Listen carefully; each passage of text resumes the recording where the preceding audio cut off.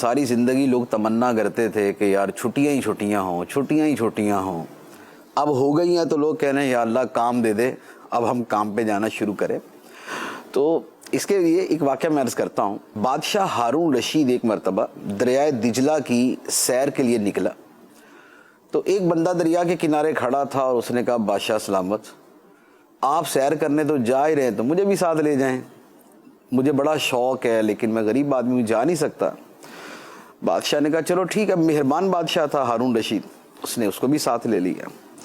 अब वो जब कश्ती दरिया में गई और दरिया की मौजें चली और कश्ती थोड़ी सी दाएं बाएं हुई, तो वो जो पहली मर्तबा कश्ती में बैठा था उसने उछलना कूदना चीखें मारना शुरू कर दी, ओ मर गया मर गया मर गया मर गया मर गया मर गया।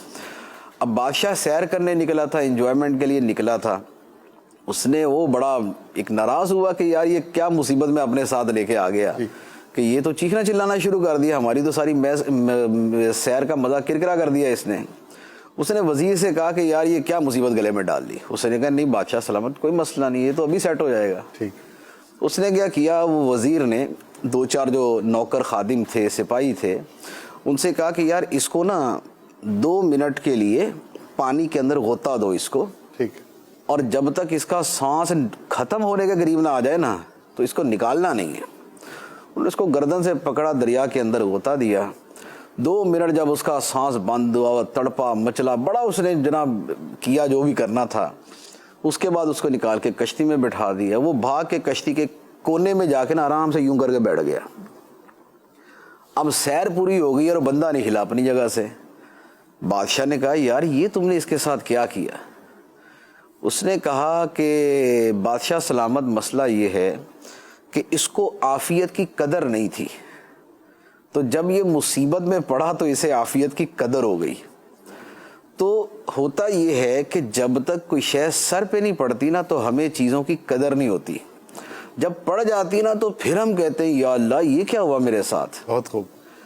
ये जो कामकाज की ज़िंदगी है ना कि बंदा सुबह नौकरी पे जाता है, हलाल कमाता है, मेहनत करता है, और कुछ भाग के नौकरी पे भी पहुंचना है, फिर घर पे भी आना है, तो फिर रिश्तेदारों से भी मिलना है, फिर बाहर सौदा ख़रीदने भी जाना है, दुकानें खुली, सब कुछ है।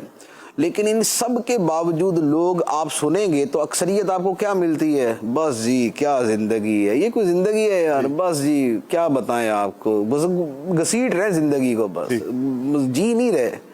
या पूछ लेना यार कैसी जा रही, बस जी रहे जी। तो अब क्या हुआ कि अब जब सारे घरों में बंद हुए और अब पता चला कि यार भाई काम ना करना ये कितनी बड़ी मुसीबत है। ये बाकी मसरूफियात जो हैं ये ज़िंदगी का हुस्न होती हैं। बंदा जो बाहर निकलता है, जो काम पे जाता है, जो कमाई करता है, जो और बाकी उसके ज़िंदगी के उमूर हैं वो सरंजाम देता है, ये खुदा की नेमत होती है। तो इनको बंद करके अब पता चला कि जनाब वो आफियत थी या ये आफियत है।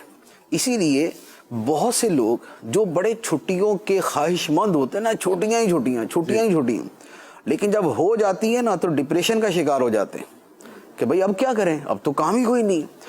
तो इसलिए हमेशा से कोई ना कोई प्लानिंग करनी चाहिए कि बंदा अपने उस वक्त को कैसे गुजारे।